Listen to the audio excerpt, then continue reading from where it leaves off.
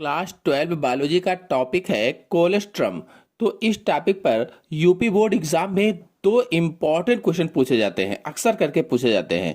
तो पहले कोलेस्ट्रम क्या है ये समझाएंगे और इसके बाद इस पर कौन कौन से दो क्वेश्चन पूछे जाते हैं उनको बताकर उनका आंसर बताएंगे। तो जानते हैं पहले कोलेस्ट्रम क्या है।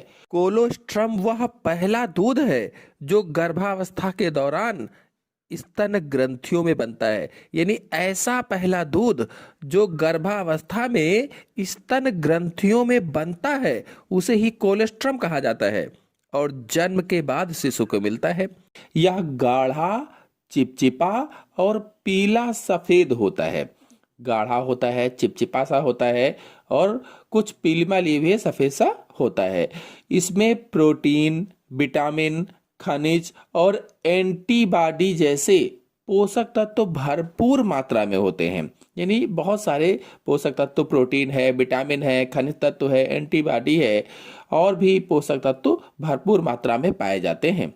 यह शिशु की प्रतिरक्षा प्रणाली या प्रतिरक्षा तंत्र को विकसित करने में मदद करता है। यानी जो रोगों से लड़ने की क्षमता होती है, जो प्रतिरक्षा तंत्र होता है, इम्यून सिस्टम होता है, उसको विकसित करने में मदद करता है। इसीलिए इसे अक्सर तरल सोना भी कहा जाता है। क्या कहते हैं? तरल सोना के नाम से भी इसे जाना जाता है।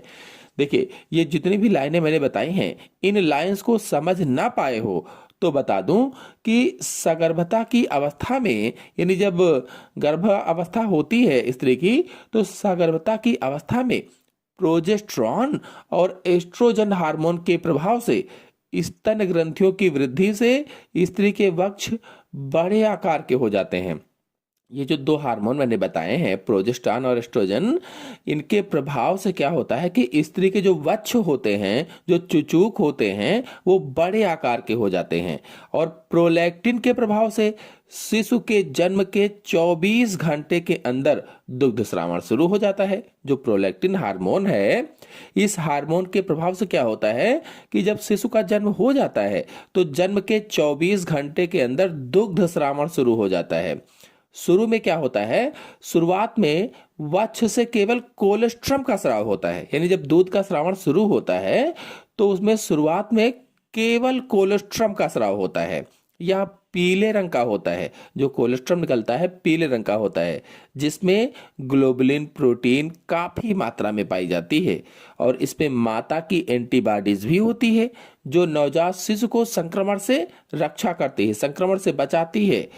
चलिए अब आपको बताते हैं कि एग्जाम में इस टॉपिक पर कैसे प्रश्न पूछे जाते हैं। तो प्रश्न पूछा जाता है, प्रथम स्तन्य किसे कहते हैं? कोलेस्ट्रम को क्या कहा?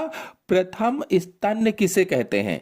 अथवा प्रश्न पूछा जाता है, डॉक्टर नवजात शिशु के विकास के आरंभिक दिनों में स्तनपान कराने की सलाह क्यों देते हैं?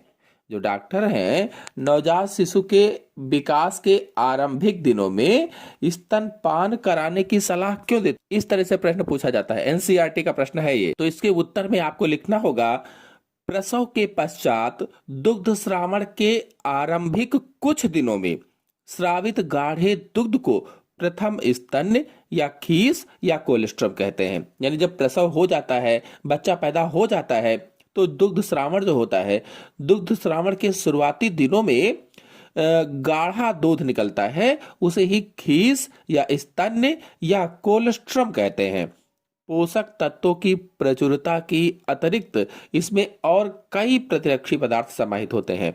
यानी इसमें पोषक तत्व तो होते ही हैं, पोषक तत्व की प्रचुरता तो होती ही है, साथ ही साथ और भी कई प्रतिरक्षी पदार्थ इसमें होते हैं। कहने का मतलब यह है कि कोलेस्ट्रम में शिशु के विकास के लिए आवश्यक प्रोटीन, विटामिन, खनिज और अन्य पोषक तत्व पाए जाते हैं जो नवजात शिशु में रोग प्रतिरोधी क्षमता उत्पन्न करने के लिए आवश्यक होते हैं। यानी रोगों से लड़ने की क्षमता उत्पन्न करने के लिए आवश्यक होते हैं, जरूरी होते हैं।